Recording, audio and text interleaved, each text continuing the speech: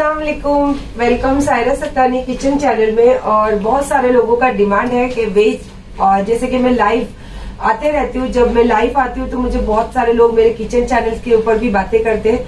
मैं जैसे daily blog के लाइव पे बहुत ज्यादा आना पसंद करती हूँ, तो वहीं पे आते रहती हूँ। तो वहीं पे लोग मेरे किचन की बातें भी करते हैं, तो मुझे बहुत अच्छा लगता है कि वहां भी किचन की बातें होते रहती है। तो बहुत सारे लोगों ने बताया कि आप वेज रेसिपी थोड़ा ज्यादा शेयर करोगे तो ज्यादा बेटर होगा। तो मैंने बोला चलिए, बारिश का मौसम है और बारिश के मौसम में अगर हमें चटपटा खाना होता तो लोग जो नॉनवेज खाने वाले वो ज्यादा करके नॉनवेज चीजें डिसाइड करते। तो मैंने बोला कि क्यों नहीं बारिश के सीजन में हम थोड़ा सा वेज भी कर लेते।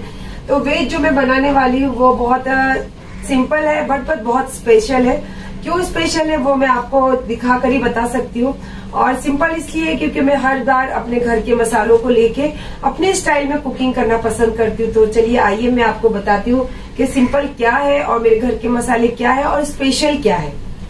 चलिए, मैं जो बता रही हूँ आपको घर के मसाले और सिंपल तरीके से और स्पेशली वेज। तो वेज स्पेशल ये नहीं है, इसके बाद जो मैं नेक्स्ट आपको बताऊंगी वो ज्यादा स्पेशल है। शायद आपने कहीं देखा नहीं होगा वो, बट मैं आज बना रही हूँ पनीर। और जैसे कि पनीर आप देख ही रहे हो कि बहुत बड़े बड़े क्यूब्स कटे हुए हैं।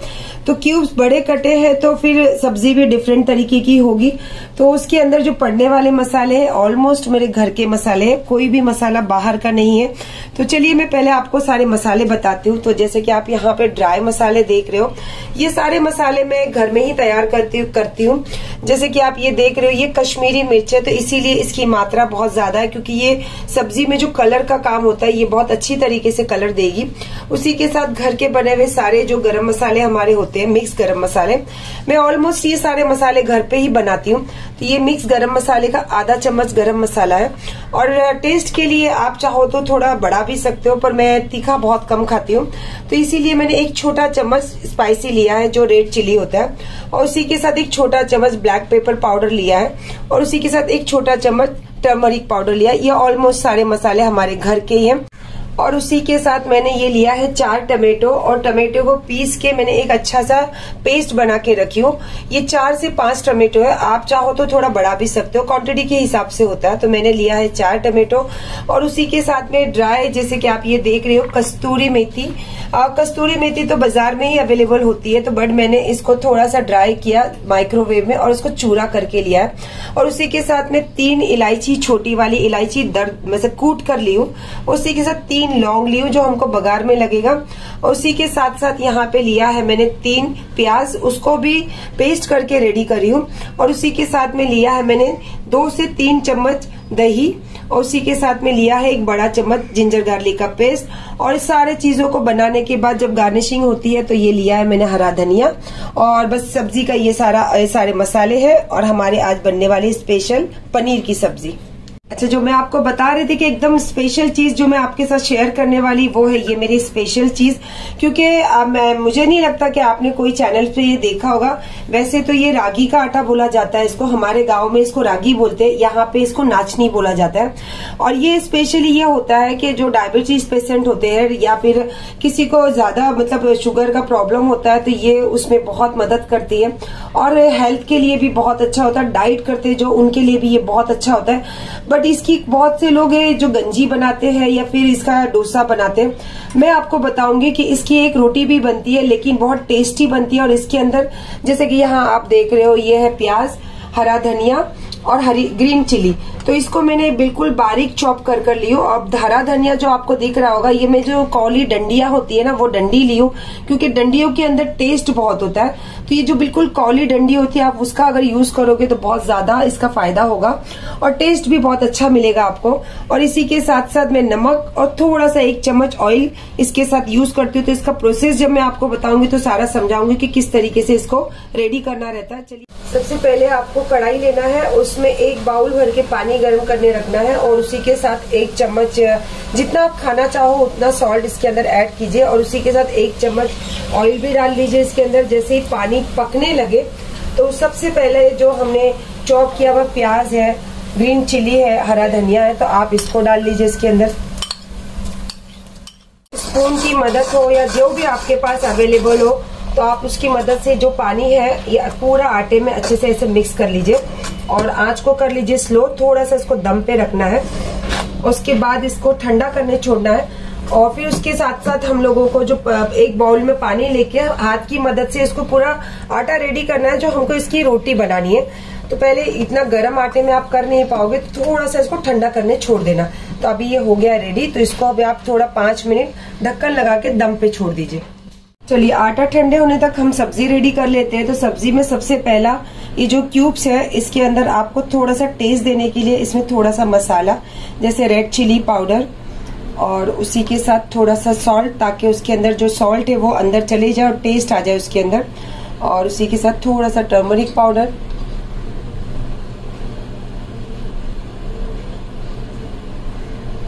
बस इसको आपको अच्छे से मिक्स करके जब तक हमारी सब्जी रेडी होती है तब तक आप इसको मिक्स करके ऐसे छोड़ दीजिए, ताकि जो मसाले का टेस्ट है और सॉल्ट का टेस्ट है वो इसके अंदर अच्छे से समा जाए। जब हम सब्जी में पनीर खाएं तो फीका नहीं लगना चाहिए हमें। चलिए तेल गरम करने रखिए। जैसे तेल आपको लगे कि गरम हो गया तो आप इसको थोड़ा सा आंच को कर लीजिए स्लो। और जो इलायची लौंग है तो ये सबसे पहले आप इसमें छोड़िए। वो इसलिए छोड़ा जाता है क्योंकि इलायची की जो खुशबू होती है वो ऑयल में पूरी तरीके से आ जानी चाहिए। और उसी के साथ साथ जो हमने प्याज का पेस्ट बनाया है तो वो आप उसके अंदर छोड़ लीजिए। बस आप इसको प्याज को भूनते रहिए। और आप सबको पता होगा कि प्याज में कैरेमल जो होता है वो बहुत ज्यादा मात्रा में रहता है, शुगर। तो आप जितना ज्यादा भूनोगे तो उतना प्याज कैरेमल होती है और उतना ही ज्यादा सब्जी में टेस्ट आता है। तो जल्दी ही भूनने के लिए आप इसमें पहले ही नमक डाल दीजिए। जैसे मैं इसमें अभी नमक डाल ही रही हूँ। और नमक डालने के बाद इसके अंदर का जो पानी होता है वो बहुत जल्दी सूख जाता है और कैरेमल जो होता है वो बहुत जल्दी बाहर आने लगता है। तो इसीलिए प्याज को भूनते समय हमेशा लोग नमक का इस्तेमाल करते हैं। तो चलिए फिर इसी के साथ साथ जो जिंजर गार्लिक का पेस्ट है वो भी आप इसी के अंदर डाल लीजिए।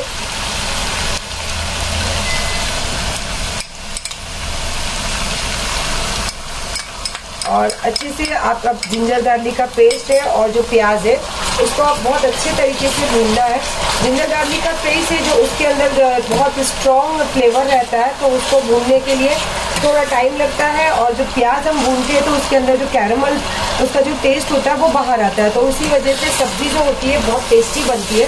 तो इसीलिए हमें हमेशा जो जिंजर गार्लिक का पेस्ट है और ऑनियन है थोड़ा ज़्यादा उसको भूनते रहना चाहिए। तो चलिए इसको थोड़ा टाइम लगेगा, अभी इसको थोड़ा भूनते रहना है हमें। ये देखिए कलर, देखिए कितना फाइन कलर हो गया। और कैरेमल जो मैं बता रही थी आपको ये सारा बाहर आ चुका है और बहुत अच्छे तरीके से ये सारा मसाला भून चुका है। तो अब इसके अंदर जो हमने ड्राई मसाले लिए थे वो सारे ड्राई मसाले आप इसके अंदर डाल लीजिए। और इसको भी आपको भूनना है अच्छे से। ये देखिए इस तरीके से। अब जैसे मैंने कश्मीरी मिर्च आपको बता रही थी कि कश्मीरी मिर्च जो होती है वो सब्जी में बहुत अच्छा कलर का काम करती है। तो ये सब्जी का कलर आप देख रहे हो कि इमीडिएटली रेड हो गया, वो इसकी वजह है कश्मीरी लाल मिर्च। तो इसी के साथ साथ जो टमाटो का पेस्ट है वो ले लीजिए आप।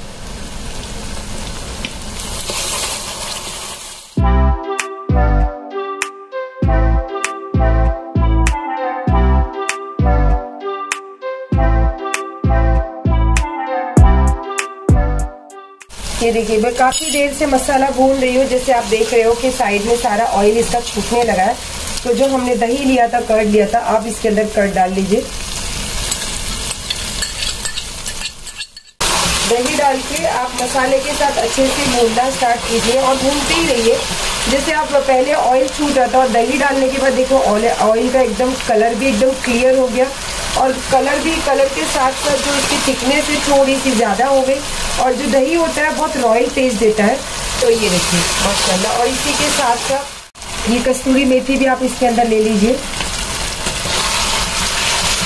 ऑलमोस्ट हमको सारे मसाले अच्छे से भूनना है क्योंकि पनीर को बनने टाइम नहीं लगता है, पनीर गलने के लिए टाइम नहीं लेता है। और इतना ज्यादा भी हमको पनीर नहीं गलाना है कि वो कड़क रबर जैसा हो जाए। उसकी जो सॉफ्टनेस होती है वो कभी भी कम नहीं होनी चाहिए। और असल पनीर का टेस्ट वही होता है जब तक वो पनीर सॉफ्ट रहता है। तो सिर्फ हमें मसाले अच्छे से भूनना है। पनीर डालने के बाद तो विदिन 4-5 मिनट्स का ही प्रोसेस रहता है। पहले आप मसाले बहुत अच्छे से भून लीजिए। चलिए मसाले बहुत अच्छी तरीके से हमारे भून चुके हैं। अब आपको जितना मसाले में पानी डालना है वो उतना पानी आप ऐड कीजिए। और पानी डालते डालते आप मसाले को भूनते रहिए, हाथ बिल्कुल बंद मत कीजिए। अब जैसे मैंने यहाँ पे पानी डाला, आपने देखा ये इसमें मसाला भी भून रहा है, ऑयल भी हमारा छूट रहा है, तो मुझे और थोड़ा पानी ऐड करना है, तो मैं आधा बाउल पानी और ऐड कर रही हूँ इस तरीके से। हाँ, बस इतना ही थिकनेस चाहिए मुझे सब्जी के लिए। अब ये जैसे ही पकने लगा तो उसी वक्त हमें इसके अंदर पनीर छोड़ना है। ये देखिए माशाल्लाह, जो जितना थिकनेस मुझे चाहिए था उतना मसाला पूरा रेडी हो चुका है, ऑयल पूरा हमारा ऊपर आ चुका है। जो हमने इसमें दही डाले थे वो भूनने के बाद उसका भी सारा ऑयल ऊपर आ चुका है। तो अब आपको पनीर छोड़ना है इसके अंदर। इस तरीके से आप पनीर छोड़ लीजिए। अब सारा जो भी इसका प्रोसेस रहेगा स्लो आंच पे ही रहने वाला है।